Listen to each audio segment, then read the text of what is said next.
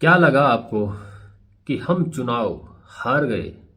नरेश मीणा चुनाव हार गए अंतामंगल विधानसभा क्षेत्र का? नहीं, हम चुनाव नहीं हारे। मैं नहीं मानता कि हम चुनाव हारे हैं। और ऐसा सोच रहे हो कि प्रमोद जैन चोर ये चुनाव जीत गया, तो ये भी आप गलत सोच रहे हो। और ये सोच रहे हो कि कांग्रेस ये चुनाव जीत गई, तो ये भी गलत सोच रहे हो। अगर ये सोच रहे हो कि कांग्रेस नहीं, कांग्रेस को प्रमोद जैन चोर को जिताने में बीजेपी का बहुत बड़ा रोल रहा और बीजेपी ये चुनाव जीत गई, पर्दे के पीछे प्रमोद जैन से जो भी कुछ करवाया जाएगा वो बीजेपी करवाएगी, इससे बीजेपी मजबूत हुई। क्योंकि आपको, हमको, सबको पता है कि प्रमोद जैन भाया के तार जुड़े हुए हैं ओम बिरला से। अगर प्रमोद जैन चोर मजबूत होगा तो ओम बिरला जाहिर सी बात है वो मजबूत होगा। लेकिन यहां किसी की जीत नहीं हुई है। ना तो ओम बिरला जीता है, ना प्रमोद जैन चोर जीता है। इस दुनिया में कोई परमानेंट नहीं है। जीत हुई है तो बेईमानी की जीत हुई है, भ्रष्टाचार की जीत हुई है, अपराध की जीत हुई है, नमक हरामों की जीत हुई है, नपुंसक लोगों की जीत हुई है, नामर्द लोगों की जीत हुई है, धोखेबाज लोगों की जीत हुई है, दगेबाज लोगों की जीत हुई है। ये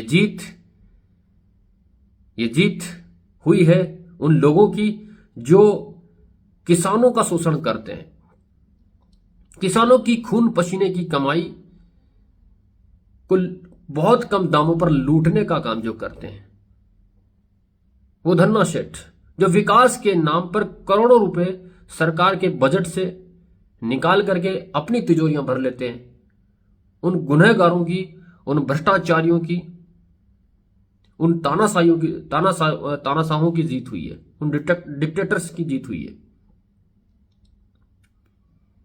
यहां पर जीत और हार ज्यादा कोई मायने नहीं रखती है। क्योंकि यहां होना क्या है, कुछ नहीं होगा। नरेश भाई साहब अगर जीतते तो एक अलग ही लेवल का वहां काम होता, जनता के लिए काम होता, जनता को पता चलता कि एक विधायक क्या होता है। लेकिन प्रमोद जैन चोर का जीत जाना अपने आप में यह साबित कर देगा कि जिस तरीके से उसने 15 साल काम किए, जिस तरीके से कांग्रेस ने 70-80 साल आजादी के बाद जो काम किया, वैसे ही वो काम करेगी। हाँ, मैं ये मानता हूं कि शुरुआती 15 साल में बहुत ईमानदारी से, सत्यनिष्ठा से जो है देश के विकास में काम हुए। लेकिन उसके बाद जितने भी नेता आए 1980 के बाद के, ये सब गुंडे, मवाली, माफिया, ऐसे सरगना जो अपराधों के सरगना थे, ऐसे लोगों के हाथ में राजनीति जाने की वजह से जनता के हित, जनता के अधिकारों के लिए कोई काम नहीं हुआ, जनता के विकास के लिए कोई काम नहीं हुआ। यह हार है तो उस इंसान की हार है जो हॉस्पिटल में जाता है, चाहे सरकारी हो चाहे प्राइवेट, जिसके पास कोई जेब जुगाड़ नहीं है, उसको अपनी जेब से लाखों रुपए खर्च करने पड़ते हैं। चाहे उसके पास जन आरोग्य कार्ड हो, चाहे चिरंजीवी योजना के तहत जो कार्ड दिया गया वो 25 लाख रुपए बीमा का कार्ड हो, लेकिन वो कार्ड होते हुए भी उन लोगों को अपनी जेब से हजारों लाखों रुपए देने पड़ते हैं इलाज के लिए। उसके साथ उसकी हार है।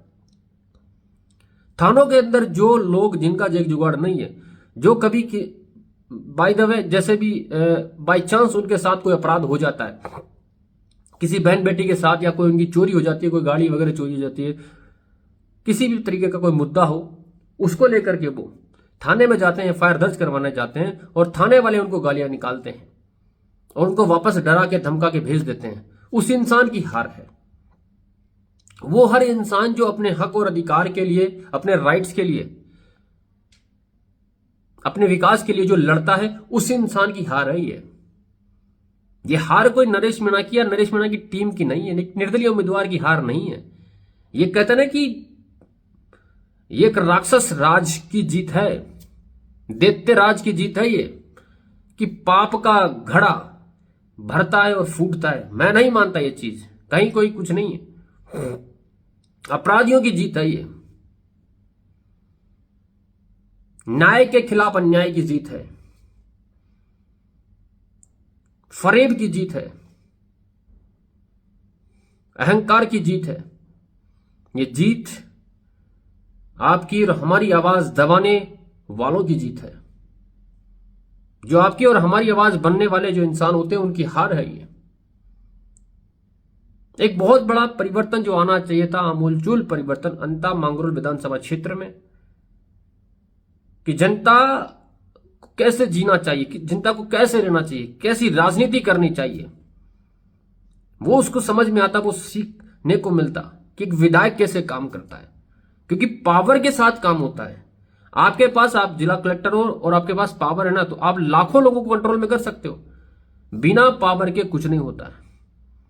और यह भी पता चल गया कि पैसा पैसा ही बहुत कुछ होता है। ये 20,000 वोट जो डिफरेंस आया प्रमोद जैन चोर के जीतने में, ये 200-250 करोड़ रुपए में खरीदे गए होंगे। उन लोगों को अगर चंद रुपये दे दिए जाए तो वो अपनी बहन बेटी की भी इज्जत को नीलाम कर सकते हैं। वो ऐसे लोग थे। उन लोगों के ऊपर भरोसा नहीं किया जा सकता। ऐसे ऐसे लोग थे वो, जिनकी वजह से हमारा देश गुलाम हुआ, जिनकी वजह से हमारे देश को कई सारी यातनाएं झेलनी पड़ी, हमारे नागरिकों को, हमको, सबको, जिनकी वजह से हमारा जो रक्त रंजित इतिहास गढ़ा गया। ऐसे जयचंद जो हैं, ऐसे बहुत से जयचंद हैं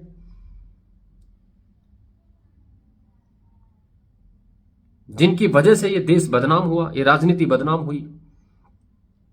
उन लोगों को मैं यही कहूंगा कि वो किसी के सगे नहीं है, जिन लोगों ने लास्ट में पैसे लेकर के प्रमोद जैन चोर को वोट किया। लेकिन मैं यही कहूंगा कि नरेश भाई साहब, आप हारे नहीं हो। इस बात का ध्यान रखना, आप जीते हो और दिलों पर राज किया है। अब बस हमें जरूरत है तो हमें ग्राउंड लेवल पर, पंचायत, ग्राम पंचायत स्तर पर अपने जो एजेंट हैं उनको मजबूत करने की जरूरत है। ऐसे लोगों को अब जो है पॉइंट आउट किया जाए और उनको जो है काम दिया जाए कि भाई आप लोगों को क्या क्या करना है, किस तरीके से हर एक बूथ पर आने वाले चुनावों में हमें मैनेजमेंट करना है। क्योंकि बूथ लेवल जो है, माइक्रो लेवल का मैनेजमेंट, वो सबसे बेहतरीन होना चाहिए। पर ठीक है, वो थोड़ा सा फ्यूचर की बात है 2028 का। और अभी जो पंचायती राज चुनाव होने वाले हैं, नगर पालिका, नगर निकाय के चुनाव होने वाले हैं, तो उसमें वो सारी चीजें देखने को मिलनी चाहिए। लेकिन मैं ये कहूंगा कि हम तो पहले भी साथ में थे और अब भी साथ में हैं, और जब तक साथ में रहेंगे, जब तक ये शरीर जिंदा है, बस इससे ज्यादा कुछ कहेंगे नहीं। और किसी भी भाई को दिल छोटा करने की जरूरत नहीं है। बस हम जीते हैं। देखिए पूरे भारत में जितनी सीटें हैं विधानसभा की, है ना, 3,000 के आसपास हैं, शायद 4500 के आसपास सीटें हैं विधानसभा की पूरे भारत में। और जीतने का रेशियो होता है 0.5%, 0.5% होता है। तो वैसे भी हम ये चुनाव जीते ही हैं, लेकिन अब मशीनरी सारी की सारी चुनाव चिन्ह का और हमारा बैलेट संख्या का नीचे होना बहुत ज्यादा मायने रखता है। और दूसरी बात, जो एस्टैब्लिश्ड पावर है ये बीजेपी और कांग्रेस की, ये मिलकर के सारे के सारे जो हैं मुख्यमंत्री, विधायक, सांसद, ये सब मिलकर के जब चुनाव लड़ें और सारी पार्टियां एक हो जाएं, तो फिर तो कौन जीत सकता है भाई। सारे के सारे अपराधी एक तरफ हो जाए, सारे के सारे कौरव एक तरफ हो जाए, सारे के सारे दुर्योधन एक तरफ हो जाए, तो फिर जीतना मुश्किल है। सारे के सारे शकुनी एक तरफ हो जाए तो फिर जीतना मुश्किल है। लेकिन ये मैं इसको हार नहीं मानता। बहुत बड़ा कुछ करना है, मुझे ऐसा लग रहा है शायद बहुत बड़ा नरेश भाई साहब करेंगे राजस्थान की राजनीति में, शायद मुझे लगता है।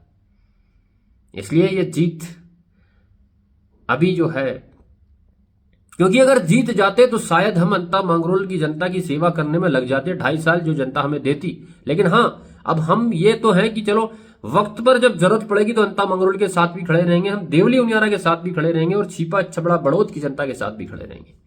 और पूरे राजस्थान में जहां जहां जरूरत पड़ेगी वहां जाना पड़ेगा। और नरेश भाई साहब ने भी साफ साफ कह दिया कि भाई अब पैदल यात्रा करेंगे और गांव गांव जाएंगे, शहर ढाणी कस्बे में हर लोगों से, हर व्यक्ति से मिलने की कोशिश करेंगे। और हमारा जो है डोर टू डोर कैंपेन रहेगा। अब जो हमारी माइक्रो यूनिट्स है उनको मजबूत करना पड़ेगा, तभी सारी चीजें हो पाएंगी। तो ये आज का चुनाव जो हुआ ये अंता मांगरोल का, जिसका डिसीजन, जो निर्णय जो आया, ये कोई ज्यादा चौंकाने वाला नहीं है। हमें जो 54,000, लगभग 54,000 जो वोट दिए, अंता मांगरोल की जनता ने बहुत बड़ा आशीर्वाद दिया है।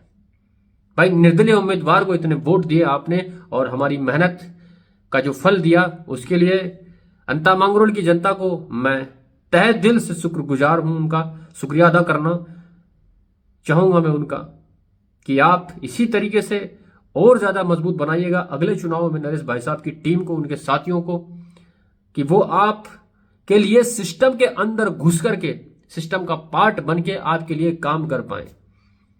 वरना बड़ा मुश्किल है फिर अपराध से जीत पाना, पेपर माफियाओं से जीत पाना, इन पेपर चोरों से जीत पाना।